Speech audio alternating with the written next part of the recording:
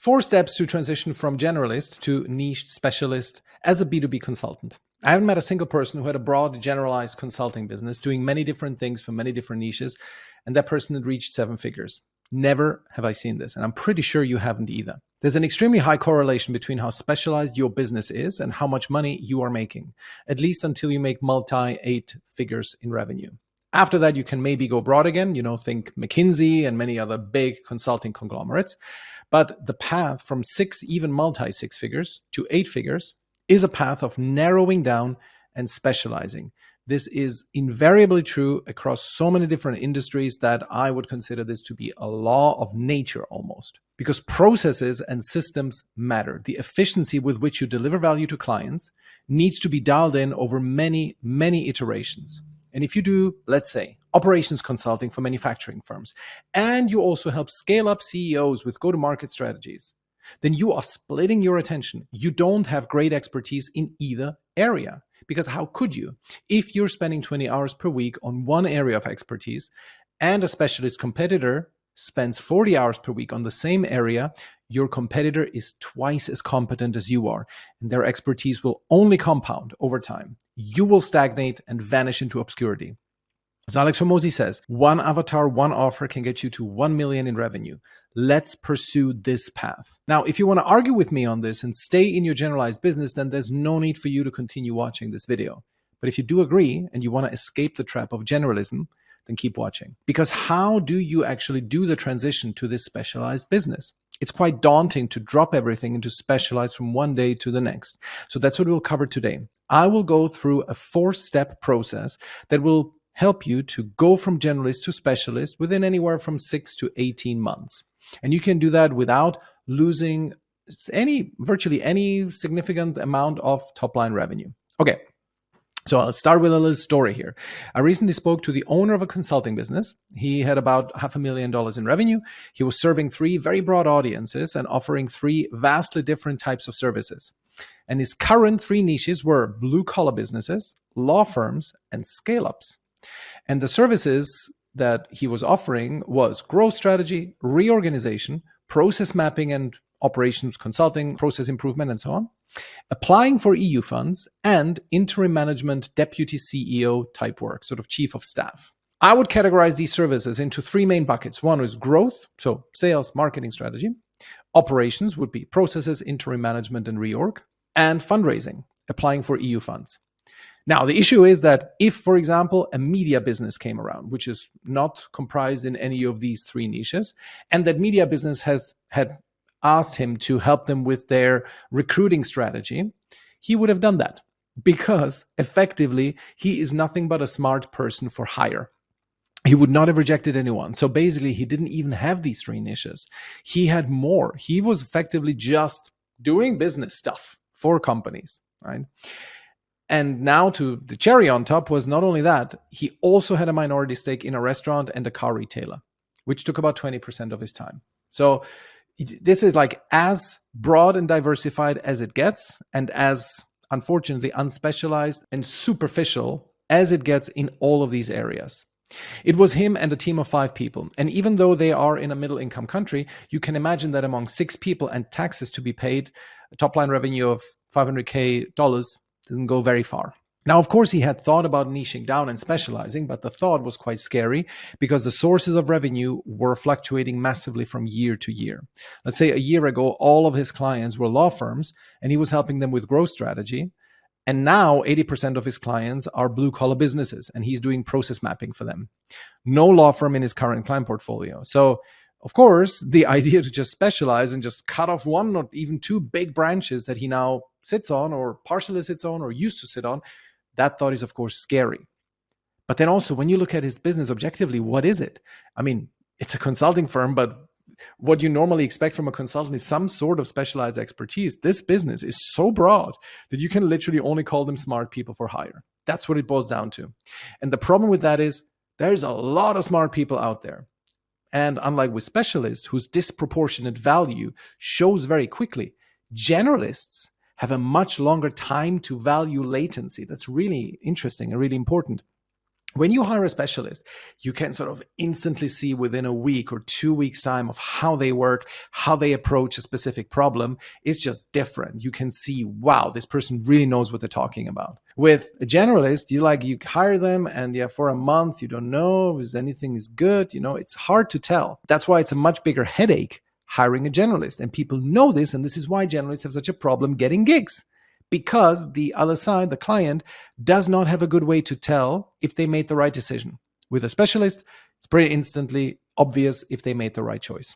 And so when I describe the gentleman I spoke to, I really want to make sure that's clear. I'm not dunking on the guy, okay? I'm just reflecting on why he got himself into this situation and how he can get himself out of it again. Because all things considered, it is an impressive achievement to have a $500,000 consulting business. And having had that for several years, only a small fraction of business owners get there. And business owners themselves are a small fraction of the population. So he's really up there among the 1%ers, the most productive members of society.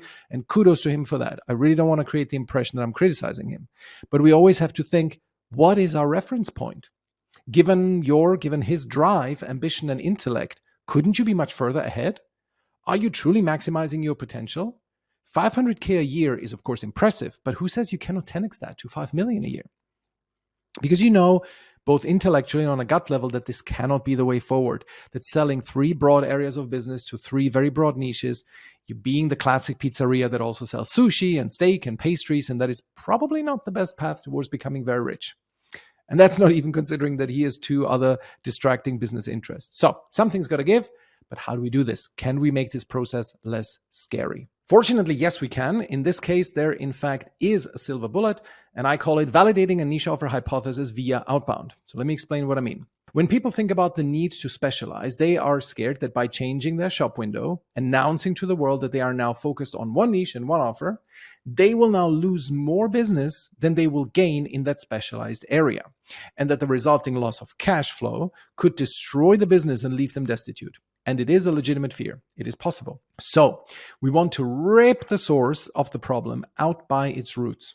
And the root of the problem is very simple: a lack of leads. Having enough leads is the cure of 90% of business problems, not just sales or marketing problems. It's of all business problems. I'll give you an example.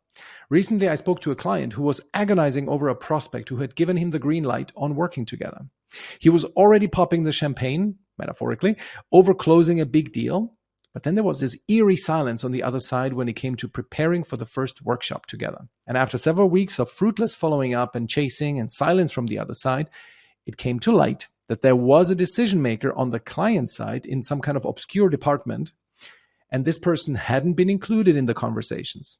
And the deal seemed to be off. And as of recording this, the deal is still off with, maybe in the next quarter, let's stay in touch. And my client came to me very deflated and disappointed. And he asked many questions on what he could do now, how we can salvage the deal, how to get the relationship back on track, and so on. And for every minute we spent discussing and strategizing, you can be sure that he spent an hour ruminating and agonizing over it. Just now imagine what would have happened if he had a full pipeline of leads. If this one, rogue prospect were just 1 out of 10 deals that he'd be working on, it would have barely registered. My client would have just gone, just some unprofessional behavior from one prospect. No wonder their business is a mess. He would have thought it to himself. And then you just move on and you work on the other 9 deals. You have plenty of work to do. He just continued working on the other 9 leads, but there were no other 9 leads.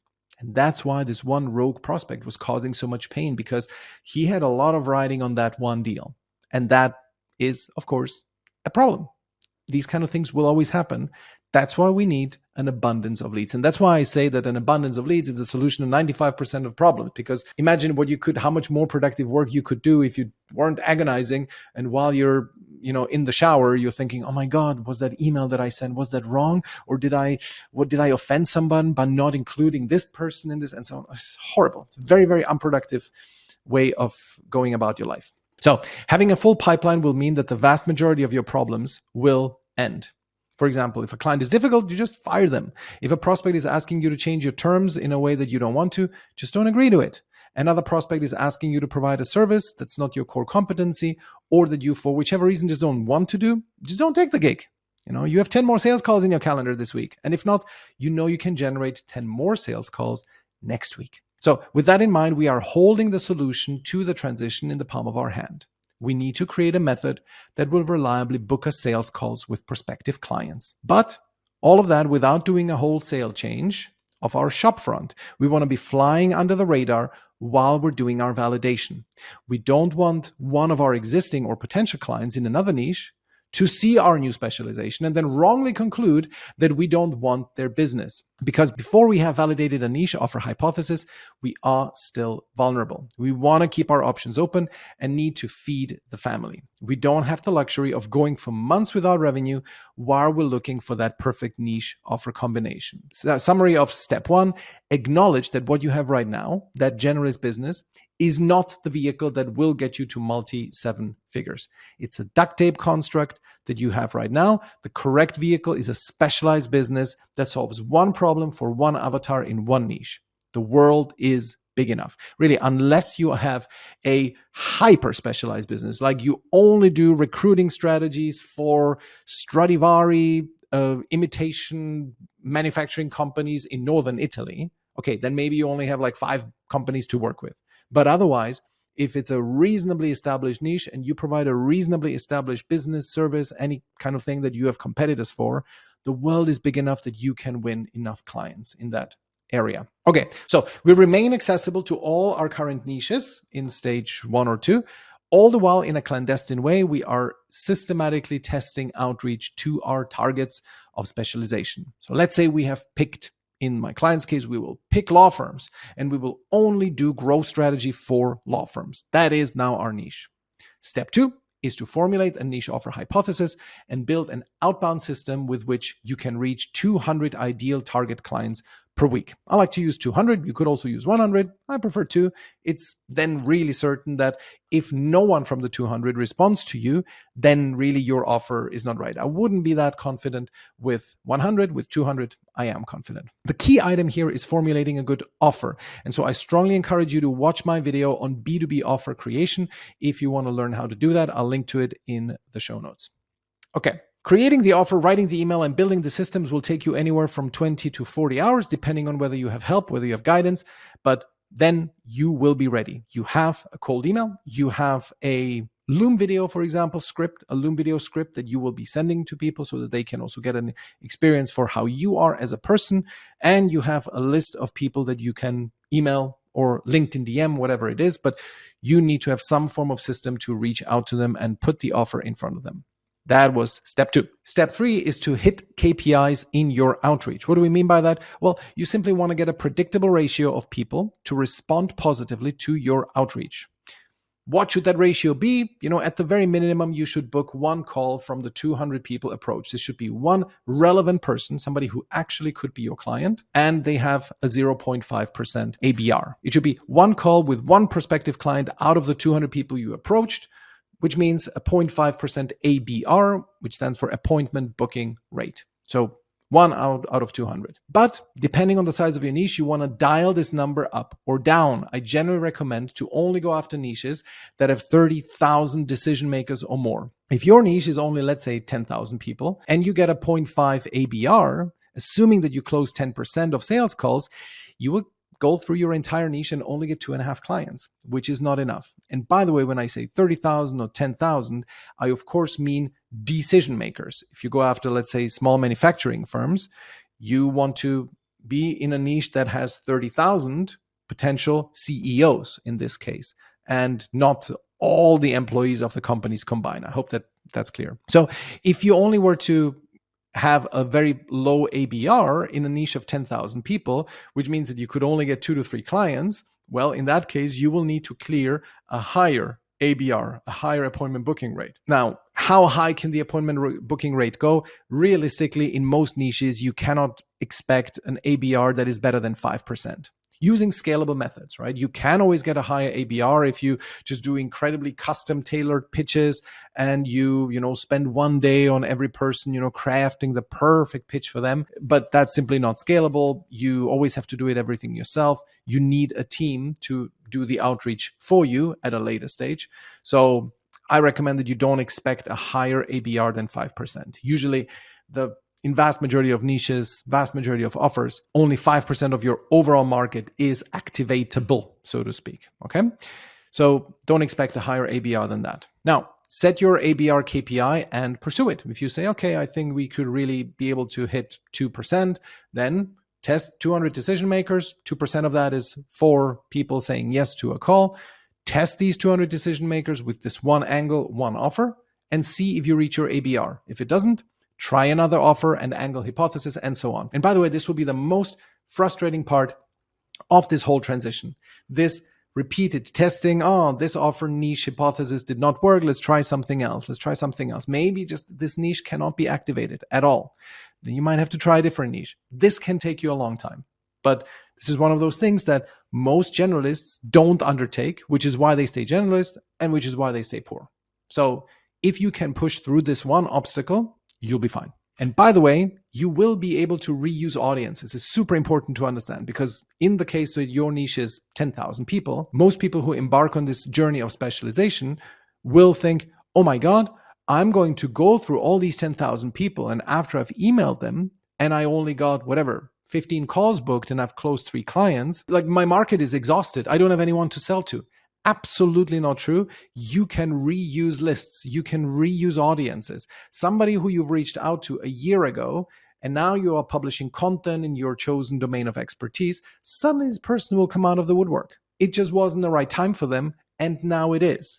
So don't worry about it. You will be able to activate, even you can approach these same people via cold outbound, cold email, for example, over and over again. As long as you keep a bit of a gap, you don't want to email them like a week after you emailed them the last time. But if you can keep a gap of like 6 months between approaches, you're going to be perfectly fine. I once had someone book a call with me 3 weeks after they told me to take a hike as a response to my cold emails. Right? So just leave a few months of a break between outreaches and you'll be fine. Finally, you may ask what your website and LinkedIn should look like when you do that. Should you reflect the specialization already, or should you stay broad? Well, the whole point of this exercise is that we stay broad in our shop window, in our marketing assets. We pretend like nothing is happening, while in secret, we are building our go-to-market strategy, our proactive go-to-market strategy under the radar. Nobody knows about it, just the people who we approach, but officially you're still in business as the generalist. That is how we de-risk it. That is how you don't lose any revenue. And so what should then be your shop window? Because you are risking if you approach, let's say, the law firms, and the law firm then goes and checks you out and they land on your website and they see that you provide a generalist business, they might conclude, they're not really specialists. Now, this may lose you a couple of deals, but we have to somehow find a middle ground. We don't want to risk losing clients. The risk, in my opinion, is bigger that if you were to transition into law firms and change your shop window wholesale, then your existing clients would come and see your changed positioning and say, hey, you're not for us anymore. Well, we're leaving you. That's not good. We don't want to be there. So a good middle ground between these two extremes is to build a landing page for that specialized niche on your website. So it's blablaconsulting.com/law firms growth strategy. And you have that one landing page as the thing that you send to your law firm prospects, to your specialized prospects. And that is now what you are pushing, accepting the risk that some law firms, if they do some research on you, will find that you also do other things and therefore not work with you. It's the risk to be paid. Overall, it is the best middle ground. Okay, so that was step 3. Do your outbound strategy and pursue your appointment booking rate KPIs. Try to close deals. Now, step 4 will be to transition to your specialized niche once you have proven that your outreach works. Let's say you have booked 20 sales calls, you've closed 2 or 3 of them, and you have a good gut feeling about it. The market is big, you have a good offer, people are seeing results. That is now the time when you start transitioning. And the speed is, of course, up to you and your individual circumstances and your risk appetite. You can be super hardcore and immediately let go of all non-specialized clients. If you do that, of course, you should ideally find a better home for them with someone who can continue serving them. Don't just drop them from one day to the next. You can also do a slower transition and increase your prices on those clients who don't fit your niche offer hypothesis. Or you could make the transition dependent on your cash needs. But never forget that the longer you delay the specialization, the less lifetime income you will make, right? If you, let's say you're 40 now, you plan to work until 60, you're making 100 grand a year now. you know that with a specialized business you can make 1 million. So the longer you delay this, making this transition and having this, turbulent sea that you have to master, if you delay this by 1 year, you are delaying your wealth by 1 million. Let's say you're 40 now, it will take you 2 years to transition into your specialized business, and then another 5 years, and then another 3 years to get to 1 million in revenue. Okay, so from 40 to 45, it's a transition to making 1 million. And then let's say you're working until 60, you're going to be making 1 million per year until you're 60. Very simple example. If you delay, you're 40 now, you delay the whole process by 1 year, you are shortening the amount of millions that you can make from 15 to 14. You will now only make 14 million in those 15 years rather than 15. Oh no, it sounds like not a big problem, but right now you're making 100,000. So losing 1 million is a bit of a shame, right? So we don't want to do that. So if you make this transition depending on your cash needs, then don't forget that the longer you delay the specialization, the less lifetime income you will make, because it's impossible to scale as broad a business as the one I described in the beginning. 3 audiences, 3 offers to multiple 7 figures. You cannot do that. So make sure that you adopt a snappy pace in the transition. Yes, it's a risk, but if you do this transition by flying under the radar, doing the cold emails, and at the same time keeping your shop front broad and generalist, you have managed that risk to the best possible extent. And this will then also be the time when you complete the transformation by announcing it to the world.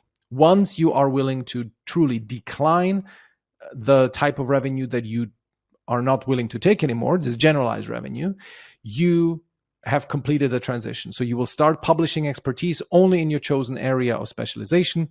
You change your LinkedIn profile, you change your website, and now voila, you're the specialist. And so from beginning to end, this transition can take anywhere from 6 to 18 months, depending on your size. One last point about diversity. I recommend that you ignore your preferences. I sometimes hear it from people who tell me that they enjoy the variety of projects that they're undertaking. Oh, I couldn't do the same thing every day. They enjoy working with different clients on different problems. Well, if this enjoyment is more important to you than making a lot of money, then the money will be the sacrifice. You will simply not make as much money as you could. You may say that's a worthy sacrifice. I don't want that much money. But just pay attention whether this is not sour grapes. Okay, many people delude themselves into preferring a varied experience and a variety of projects, and they say they prefer this over making a lot of money. Not because they enjoy the variety really that much, but because they lack the discipline and mental fortitude it takes to stick with one thing, to go through this pain of failing over and over to find this niche offer hypothesis. And they just don't want to do this for such a long time until they hit the jackpot. So listen well to what your brain tells you. Don't just accept any kind of, I just enjoy the variety of projects at face value. Okay. It might not be the right thing. Okay. And that is it. These were the 4 steps how you transition from a generalized to a specialized business. Always remember the Nassim Taleb quote, you are rich if and only if the money you refuse tastes better than the money you accept. So become really rich so that you can start refusing money, because as a generalist, you never refuse any money.